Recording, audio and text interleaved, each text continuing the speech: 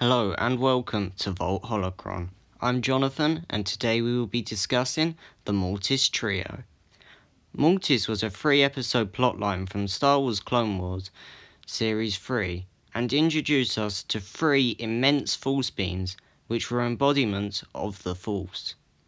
There was the daughter who embodied the light, the son that embodied the dark, and the father who embodied the balance.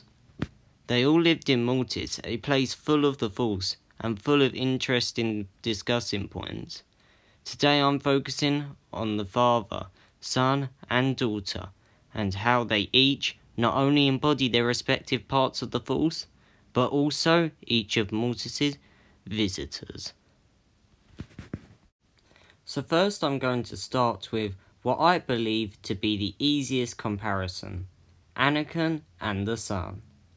I understand that you could argue that Anakin better embodies the father, as they both have the unique ability to control both the son and the daughter. But personally, I feel that the son matches up better in this context. As you all know, Anakin descends into the dark side, becoming the infamous Darth Vader, and in that time it's safe to say he is very much like the son. He fully takes in the dark side and its power. He wants to rule the galaxy with his immense force, and he acts selfishly, which was even the thing that led him to the dark side in the first place, as he did it to keep Padme alive. Also, an extra parallel is that the son tragically kills his sister, the only person he ever truly loved, linking him to Anakin, who attacked Padme and led to her death of sadness. And let's not forget that the son and Anakin also become literally linked in the plot, when Anakin is taken over, which I think is a neat detail. As well as this, you could even argue that the son redeems himself in the end, which would link him even more to Vader. Now on to the daughter. I feel that for this, ObiWan would be the best fit, and that he's very much linked to the light. In the plotline, the daughter clearly establishes that it's in her nature to do that which is selfless, and I'm pretty sure you'd agree that waiting on a horrible desert planet for over a decade to protect a boy just to sacrifice yourself so he could escape and you could be a Force ghost is extremely selfless. The connections go further than that though, as the daughter also sacrifices herself, and as well as that, both were killed by a brother figure, and as I've established, I believe those brother figures are linked. Also, both were dedicated to the light their whole lives, and the daughter brought hope, putting life into the dead Ahsoka, like Obi-Wan brought hope through protecting Luke and teaching him. Finally, both died for a person who stopped Anakin or the son. The father helped to stop the son, and Luke helped to stop Vader.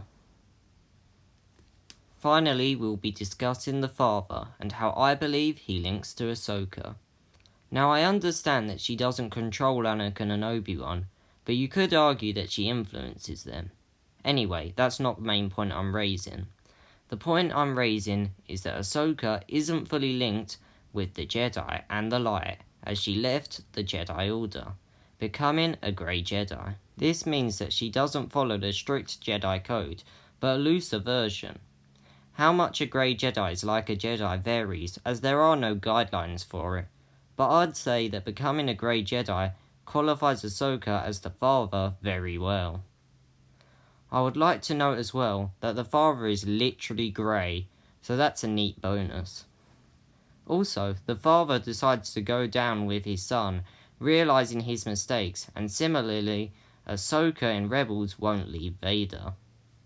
Also, I think I should mention that the daughter and the father both know the threat of the son, falling deeper into the dark side, and face it, although not together.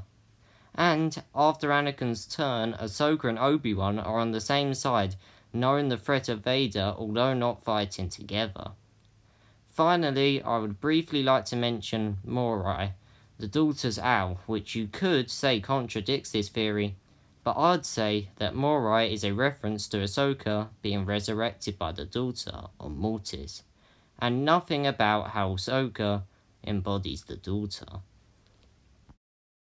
Thank you so much for watching this video, and I'd like to leave on an extra thought.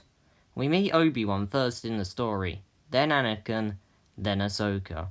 And this also matches Mortis, as we meet the daughter, then the son, and then the father. Anyway, that's it for this video, and we hope to see you later at Vault Holocron.